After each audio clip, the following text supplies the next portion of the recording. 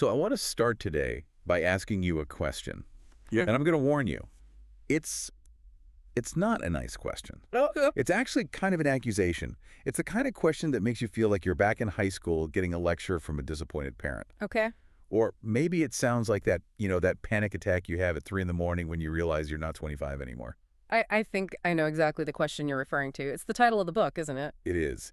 The question is simply, what are you doing with your life? It is aggressive, isn't it? It's so confrontational, it just stops you cold. It really does. And it's the title of the book we are diving into today by J. Krishnamurti. And I have to be honest with you and with everyone listening, when I first picked this up, based on that title, I was expecting a roadmap. You know what I mean? Sure, like 5 steps to finding your passion. Exactly. Or how to maximize your productivity in a gig economy. I expected the usual self-help buffet where, I pick what I like and ignore the rest. And I'm guessing, based on the fact that we're doing this deep dive, that's not what you found. I found the complete opposite. I found a book that basically told me that everything I think I'm doing to improve myself is actually making things worse. It's not a guide to adding things to your life. It's a guide to, setting the whole house on fire. Right. It's less chicken soup for the soul and more, acid for the ego. That is a very, very apt description. Krishnamurti, or K, as he's often called, he isn't interested in helping you become a better version of your current self. Right. Not at all. He's not interested in a better you. He's interested in the complete dissolution of the you as you know it. He's often called the anti-guru for a reason. Yeah, and before we get into the heavy philosophy, and folks, it gets heavy, we have to talk about this guy's background. Because his story is just wild. It's unbelievable. He wasn't just some guy who decided to write a philosophy book after a midlife crisis. He was literally groomed to be the chosen one, right? He was. It's the stuff of movies, really. Born in 1895 in India, and while he was still a boy, just a kid playing on a beach, he was discovered by the Theosophical Society. And just for context, the Theosophical Society wasn't some small group. They were a huge deal at the time. Oh, massive. A global spiritual organization. And they were convinced that the world was due for a new world teacher, essentially a new messiah, a vehicle for the divine, like a new Buddha or a new Christ. And they look at this kid and say, That's him. They claimed his aura was completely free of selfishness, so they took him in. They groomed him for years, educated him in England, protected him, revered him. wow. They built an entire international organization, the Order of the Star in the East, specifically to support his coming ministry. We're talking about thousands upon thousands of followers, massive amounts of money, property in multiple countries. And all this expectation is just resting on this one teenager's shoulders. Imagine that pressure. I can't. Hey, no pressure, kid, but you're the next Jesus. Don't mess it up. Yeah. I mean, most of us crack if we get too many emails. This guy had the salvation of humanity on his to-do list. Precisely. And then, in 1929, the moment finally arrives. He's supposed to officially take up the mantle.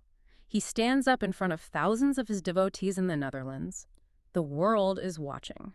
And he does something that absolutely no one expected. This is my favorite part of the story. It's just incredible. He dissolves the order, He just pulls the plug. gives back the money, gives back the land. He steps down from the pedestal they built for him. He famously said, "Truth is a pathless land." A pathless land. He told them that you cannot approach truth through any organized religion, any sect, or any guru, and that included himself. He said, "I do not want followers." That is the ultimate mic drop. He basically fired his own fan club on purpose. He did. He said that the moment you follow someone, you cease to follow truth. He believed that authority, especially spiritual authority, is fundamentally destructive. So, the man who was groomed to be the ultimate authority spent the rest of his life traveling the world, talking to people, not as a master to a student, but just as a mirror. And despite rejecting the title, Time magazine still named him one of the 5 saints of the 20th century, right up there with Mother Teresa and the Dalai Lama. Which is so ironic because he would have hated that. He would have loathed it. He claimed no authority, none at all. And that really brings us to the mission of this deep dive today. We aren't here to give you a new belief system. We aren't here to add more to your to-do list. This isn't about hacks or tricks. No. Krishnamurti's whole philosophy is about subtraction. It's about unlearning all the conditioning that makes us miserable in the first place. So I feel like I need to issue a warning to the listener right now. Right. Usually a podcast can be background noise while you do the dishes. This one, Mm-hmm. This one might be dangerous. Dangerous. How so? Dangerous to your ego, dangerous to your comfort zone. If you're looking for validation, you're absolutely not going to find it here. Yeah. Kay challenges the very concept of trying to be better. He challenges our education, our jobs, our relationships, even the very way we think. Mm. If you listen to this and really take it in, you might not look at your life the same way tomorrow. It is a guide to a psychological revolution. Not a political one, not a social one, but a revolution right inside your own skull. Okay, let's unpack this. We have a massive stack of notes here because this book covers everything: work, sex, death, love. But it all starts with the foundation. It all starts with the mind. Right. The instrument we use to navigate our entire life. Exactly. And Krishnamurti seems to think our instrument is broken, or at least fundamentally totally unsuited for the job we're giving it. He points out this fundamental paradox right at the beginning. He says, look at life. What is life? It's a river, it's swift running water, it is constantly moving, changing, shifting. He's never the same twice. Never. The you of 10 minutes ago is not the you of now. The world is in constant flux. But our mind is the opposite. Our mind is static. Tethered. It's tethered to the past. Think about it. When you look at a tree or a person or a political event, do you ever see it exactly as it is right now? No, never. Or do you see it through the filter of your memories, your education, your prejudices, your fears? I see it through the filter, for sure. I immediately categorize it. That's an oak tree. That's a liberal. That's a threat. Oh, that's my annoying boss. Exactly. So you aren't seeing the reality. You are seeing your memory of reality. You are meeting the new, which is life with the old, which is your mind. Mm-hmm. Kay uses this great analogy. It's like trying to catch swift running water in a bucket. Life is the water. The bucket is your mind. The moment you scoop up the water, what happens? It stops running. It becomes stagnant, dead. Exactly. It's no longer the river. It's just a bucket of dead water. And Kay adds that the bucket is full of holes anyway. We can't even hold on to the present if we wanted to. We are constantly translating the vibrant, dangerous, living present into these dead, safe memories. So we are never actually living. We're just, remembering living. We are living in the past, always. And this brings us right to the core problem, the root of all the trouble. The self. The me. The ego. Yes. And Kay asks a very simple question. What is the self? He doesn't give some mystical answer. He gives a very practical, almost mechanical one. Yeah, it's not spiritual jargon. Not at all. He says the self is just a bundle of memories. It's a bundle of desires. It's the conscious endeavor to be. It's the accumulated history of your insults, your praises, your name, your job title, all of it. And he calls this an evil thing, which I gotta say, that feels a little harsh. I mean, I kind of like me. Me buys me coffee in the morning. He uses evil intentionally, but not in the, comic book villain sense. He means evil because it is separative. The moment there is a me, there must be a you. And if there is a me and a you, there is a wall. There is division. Right. And where there is division, there is conflict. My country versus your country, my God versus your God, my ambition versus your ambition. He argues that all the mess in the world, the wars, the violence, the greed, is just the projection of this individual self multiplied by 8 billion people. Okay, I follow the logic that division causes conflict. Mm-hmm. That makes sense. But here is where I get stuck. And this is the part of the book where I had to put it down and just stare at the wall for like 20 minutes. I know exactly the part you mean. He talks about the thinker and the thought. And usually the way I operate, and I think the way everyone operates, is that I feel like the pilot. I am the thinker. I have thoughts. Sometimes they're good, sometimes they're bad. But I am the one thinking them. I'm the CEO of my brain. Mm-hmm. And Krishnamurti says, that is a lie. He says it is the ultimate illusion. How can it be an illusion? I feel like me. I feel like I'm deciding to talk to you right now. How is that not me? Kay turns it completely on its head, he argues. Thought creates the thinker. The thinker does not create the thought. Okay, you need to pump the brakes. Because this is the part where I think most people just fall off the wagon. You're saying thought creates the thinker. But right now, I feel like I'm sitting in this chair, and I am deciding to ask you a question. Are you saying that feeling is fake? It's not fake, but it's a trick of time. It's a retrospective fabrication. Let's look at it really closely. How do you know you exist as a self? Well, I have memories. Okay. I remember what I had for breakfast. I know my name. I have a whole history.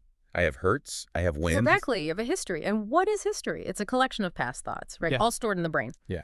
Kay argues that the brain accesses that massive hard drive of memory, flashes a picture of yesterday me, and says, that's who I am. Thought happens first. There is a stimulus. You get hungry or someone insults you. That creates a reaction. That reaction is thought. But thoughts are fleeting. They just come and go like clouds. They're impermanent. The mind, however, craves security. It craves permanency. It's terrifying to just be a series of fleeting flashes of thought. It wants a solid ground to stand on. You want solid ground. So the thoughts bundle themselves together and they invent a manager. They invent a thinker to give the whole system a sense of continuity. So I am just a story my thoughts are telling themselves to feel safe.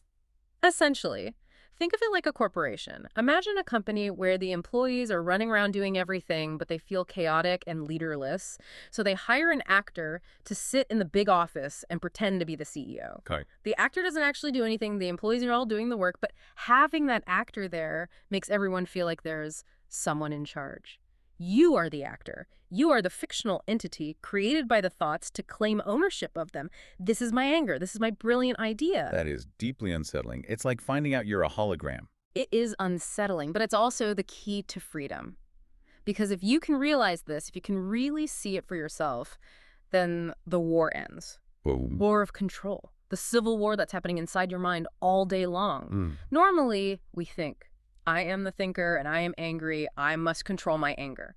Mm. Right. So you have one part of the mind, the thinker, fighting another part of the mind, the anger. It's a constant conflict. I shouldn't be angry. I must be better. Yeah, that's my entire inner monologue. But if the thinker is the thought, then there is no one separate to control the anger. You realize, I am the anger. The observer is the observed. And if I am the anger, I can't fight it. Because who's left to do the fighting? Exactly. You stop fighting it. And when you stop fighting it and stop trying to push it away or justify it, you can finally just see it. You can be with it. Mm. And he says that simple act of observation changes everything. But we'll get to that mechanism in a bit. Okay. I'm still kind of reeling from the I don't exist part, but let's move to something practical. Something we all chase. Happiness. If there is no thinker and the self is just this bundle of memories, what is happiness? Because we all want it. We work for it, we date for it, we buy things for it. And Kay says, basically, you're doing it all wrong. He says, the moment you are conscious that you are happy, it is not happiness. That sounds like a riddle. Unpack that for me. Okay, think about the last time you were truly, profoundly happy. Maybe you were lost in playing music or watching a beautiful sunset or just laughing so hard with a friend that your stomach hurt. Okay. I'm picturing it. Yeah. In that exact split second of pure joy, were you thinking, wow, I am happy right now? No, not at all. I wasn't thinking anything. I was just in it completely. Exactly. The me, the censor, the commentator, the CEO we just talked about was gone. It was absent. There was just the experience, pure connection. That is happiness, the absence of the self. Oh, okay. But what happens a nanosecond later? The brain kicks in. The narrator starts talking. The me comes back online and it says, wow. That was amazing. I am so happy. I want this to last forever. How do I make sure this exact thing happens again tomorrow? Right. It tries to capture it, to bottle it. And the moment the me steps in to name it and claim it, the happiness is gone. It has become a memory. It has become pleasure. Wait, you're distinguishing between happiness and pleasure. I always thought they were basically synonyms. For Kay, they're almost opposites. Happiness is a byproduct. It happens when you aren't looking for it. It's like a butterfly that lands on your shoulder when you're still. Okay. Pleasure is something the self actively pursues. I like that sunset, so I'm going to chase sunsets every day to get that buzz again. I like that compliment, so I'm going to fish for more compliments. That is the pursuit of gratification. And Kay says that the pursuit of pleasure inevitably breeds fear. Fear. How does pleasure breed fear? Pleasure feels good. It's the fear of losing it. The fear that it won't happen again. Look at relationships. The beginning is often pure joy, happiness. Then we get attached to the pleasure that person gives us, the comfort, the security. And immediately the shadow appears. What if they leave? What if they stop loving me? Right. The anxiety kicks in. Suddenly, the joy has turned into anxiety, possessiveness, jealousy. As long as the me is chasing pleasure, it is also running from pain. They are just two sides of the same coin. So if we can't pursue happiness, and we shouldn't pursue pleasure, what are we supposed to do? I mean, are we supposed to improve ourselves, get better at handling all this stuff? And this brings us to maybe the most controversial part of the book for anyone listening. I think so. We're all about learning, about growing. Our listeners are generally people who want to get better. And Krishnamurti basically says, stop trying to improve yourself. Yes, he is vehemently, fundamentally opposed to the entire project of self-improvement. Which is so ironic, considering this book is usually sold in the self-help section of the bookstore. It's the ultimate Trojan horse. But just follow his logic. It's absolutely ruthless. If the self is the problem, if the self, this bundle of memories, is the source of conflict, greed, and fear, then how can improving the self possibly help? I see. It's like trying to clean a window with a dirty rag. You just smear the dirt around. Or his analogy is even better. It's like decorating a prison cell. He calls self-improvement progress in sorrow. Progress and sorrow. Ew. You might become a more polite, more disciplined, more successful version of your ego. You might learn to meditate to lower your blood pressure so you can be a more effective executive. You might learn communication hacks to argue less with your spouse. All things that sound good on the surface. They do, but you are still trapped in the ego. You are still separative. You are just a better prisoner. You have a nicer cell, maybe with a new coat of paint and some fancy pillows, but you aren't free. So all our efforts to get better, the gym, the therapy, the seminars, if the motive is just to polish the me, it's wasted.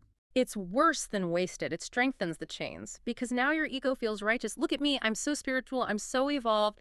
That's just a super-sized, more subtle ego.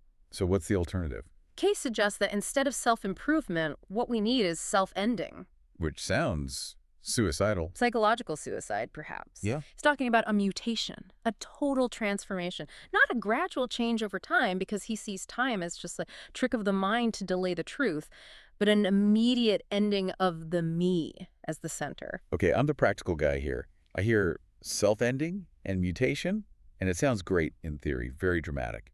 But I'm a guy with a job and a mortgage and anxiety.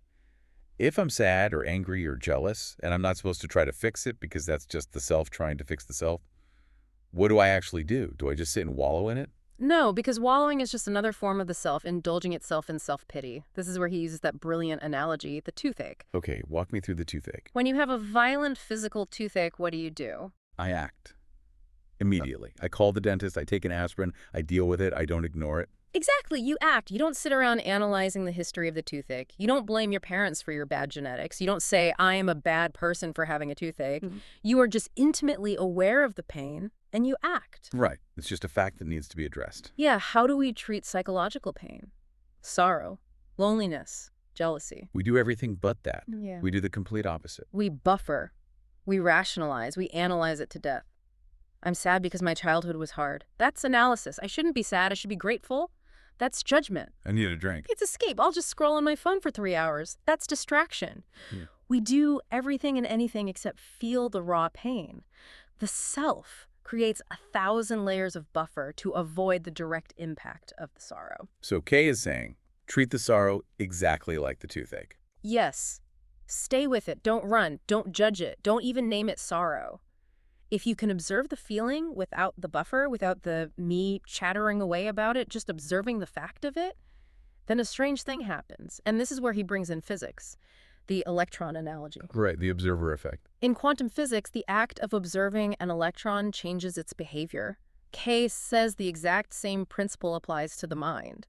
If you look at your anger without trying to suppress it or express it, just watching it like you'd watch a lizard sunning itself on a wall, the anger loses its fuel. Why? What's the mechanism? Because the me isn't feeding it anymore with stories. The me isn't saying, he disrespected me, I have a right to be angry, how dare he? All of that is fuel. When you take the fuel away, the anger flowers and then it withers and dies on its own. The fact undergoes a mutation. You don't become peaceful through effort. The violence ends and peace is what is left over. It burns itself out because you're not throwing logs on the fire by resisting it or indulging it. That's it, exactly. Man. Okay, that requires a level of attention that I don't think I usually have, but I want to shift gears a bit. We've talked about the internal world. Let's talk about the external world, the world where we have to pay bills, work, and education. Because Kay isn't just a mystic sitting in a cave. He has some very, very harsh words for the way we learn and the way we earn a living. He calls modern education a complete failure. A complete failure. He's not mincing words. No. He says we are just churning out glorified clerks. Think about school. What did you learn? You learned technique, how to do math, how to write an essay, how to code, how to build a bridge Skills. for job skills. But did you learn intelligence? I thought being able to build a bridge was pretty intelligent. That's intellect. Intellect is a tool. It's functional. Intelligence, for Kay, is the capacity to understand the whole of life, he says. Look at the world. We have people who are brilliant scientists. They can split the atom.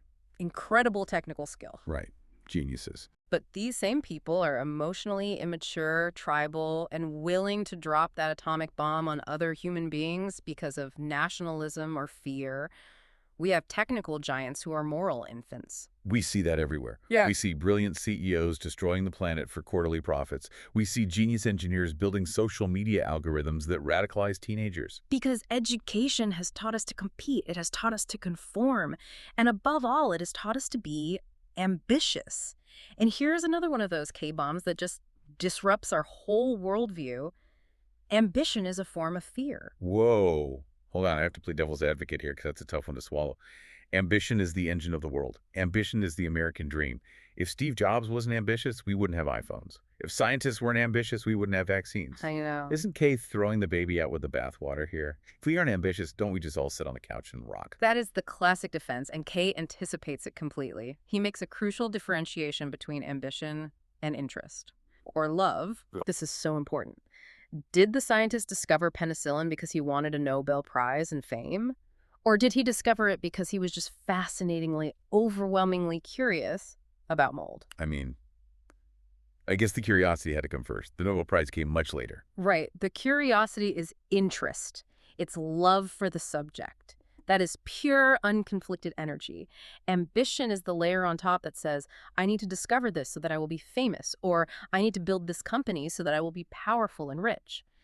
Kay argues that that part actually pollutes the work. It makes you cut corners. It makes you sabotage other scientists. It makes you anxious and fearful. Because you're focused on the outcome, not the process. Exactly. If you just love the work, if you love the physics of the bridge, you will build the most beautiful sound bridge you can. Yeah. You don't need ambition to do it. You just need love for the action itself. So you can be high-performing without being ambitious. You can be higher performing because you aren't wasting energy on fear to failure. You aren't constantly looking over your shoulder to see who is gaining on you. You're just all in on the problem itself. But ambition creates a cruel society.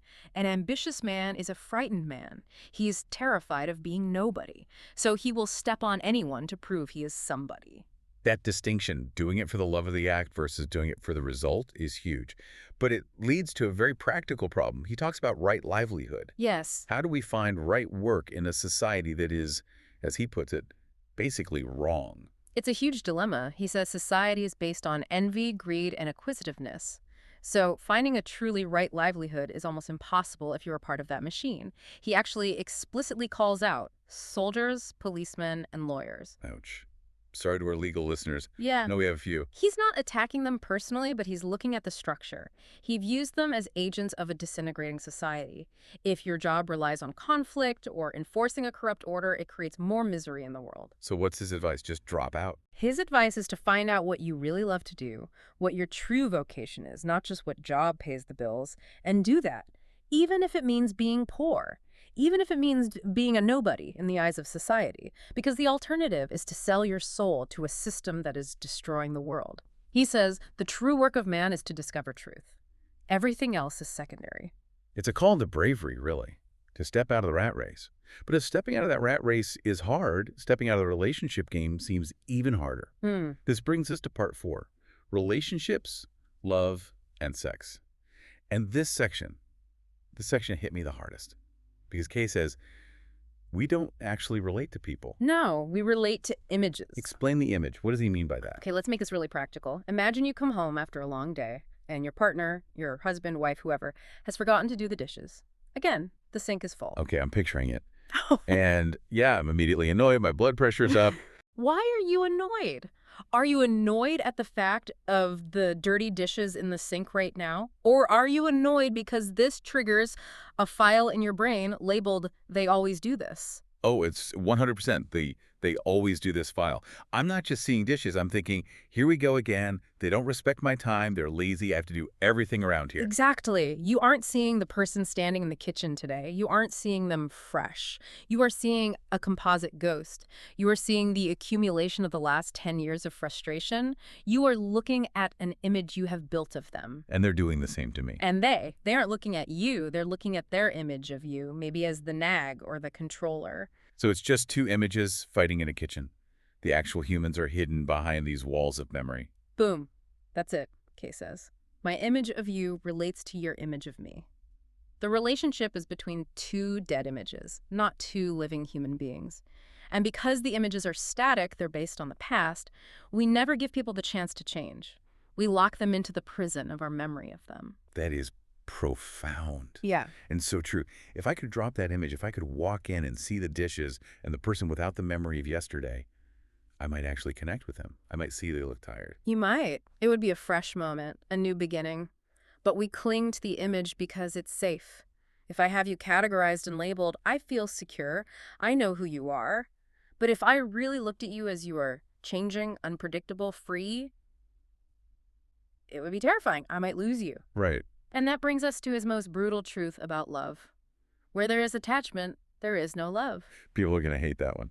I can hear people yelling at their speakers right now. What are you talking about? I'm attached to my wife because I love her. I'm attached to my kids. How can attachment possibly be bad? Kay demands we look at the mechanism of attachment. Why are you attached? For security. For comfort. Usually it's because that person fulfills a deep need. They provide security. They provide comfort. They provide sex. They provide a buffer against the terror of loneliness. You are, in a very real way, using them. It's mutual usage. You scratch my psychological back, I'll scratch yours. And if they stop scratching? Then you get angry, you feel betrayed, you get jealous. Attachment implies fear of loss. If you are afraid of losing someone, you will try to possess them. You try to control them. Where are you going? Who are you talking to?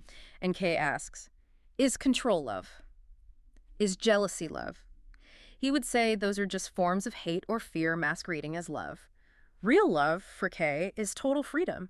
It is looking at the other person without needing anything from them, without an image. It is a state of being, not a transaction. It's the difference between loving a flower in the field and picking it. If you pick it, you possess it, but it dies. If you love it, you let it be. Beautifully put.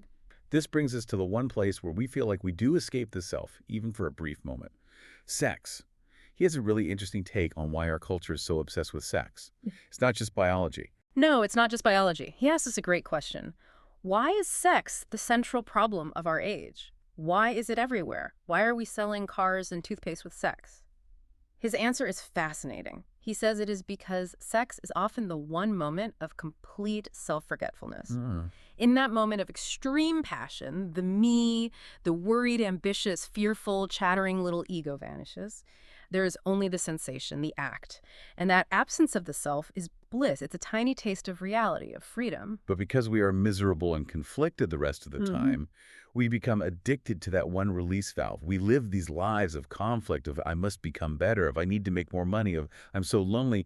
It's a constant grinding friction of the self. So the sexual moment becomes the only escape. The only peace we get. And because it's the only escape, we load it with immense pressure. We become obsessed with it. We use our partners to get that drug of self-forgetfulness. He says if we could resolve the conflict in the rest of our lives, if we could live without the self during the day, if we could be creative and happy sex would just fall into its proper place, it wouldn't be a problem. It would just be a natural function of life, like eating. So the obsession with sex is a symptom of the misery of the self. We are starving for self-forgetfulness, so we crave the one thing that reliably gives it to us. Precisely. We've covered the mind, work, love. Now let's tackle the final frontier. The thing that looms over all of this, death and time.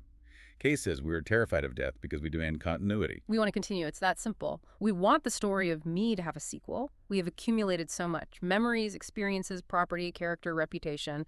We identify with that accumulation. I am the guy who did this, who owns that. Right, my identity. And death is the end of that accumulation. The hard drive gets wiped completely. And that terrifies us. So we invent the afterlife, or reincarnation, or legacy. Anything to keep the file open. We invent anything to guarantee that the me continues. But Kay says this very desire for continuity is the thing that prevents us from actually living. Because to truly live, you must be new every single moment. His solution is die to everything from day to day. What does that mean, practically? Die to the day. It sounds poetic, but how do I actually do it? It means don't carry the psychological baggage of yesterday into today. If someone insulted you yesterday and you carry that memory and that hurt with you today, you are carrying a dead thing. You are living in the past. To die to the insult means to let it go completely, to end it, to not let it record. And the same with good things. Yes. If you had a great success yesterday, die to it. Don't let it become your identity that you cling to. If you can end your attachments, your grievances, your specific memories of pleasure and pain every single night, then you wake up fresh. You wake up with a new mind. So you're not carrying that weight. He says if you live in the now, in the eternal present, then death is not some future event that you are scared of. Death is just a constant renewal. It's happening all the time. It connects back to an analogy he uses, the empty cup. You can't pour fresh water into a cup that's full of stale tea from yesterday. You have to empty the cup first. And this emptying, that is what he calls meditation. Yes. But we have to be very, very careful here because when we say the word meditation, our listeners are immediately thinking of headspace or calm or sitting cross-legged, repeating a mantra. Right. And Kay has very little patience for any of that. He calls it self-hypnosis. He does. He says, look at what you are actually doing. You are sitting in a corner trying to control your mind. You are trying to silence your thoughts.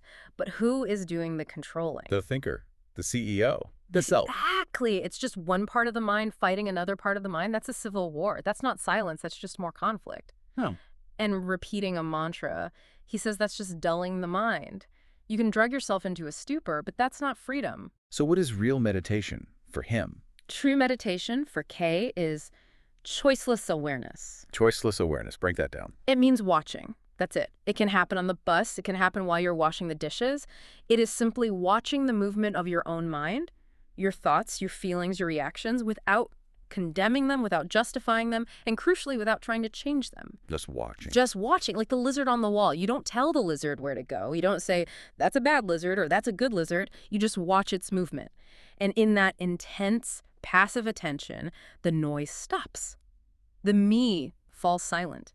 Not because you forced it to, but because you understood it. You saw through the trick. And in that silence, Yeah. that's where the truth is. Kay would say, that silence is the truth. That silence is the empty space where the new can enter. That silence is where love is. Because the me is noise. The me is the chatter. When the chatter stops, reality is there. Wow. It's a radical subtraction.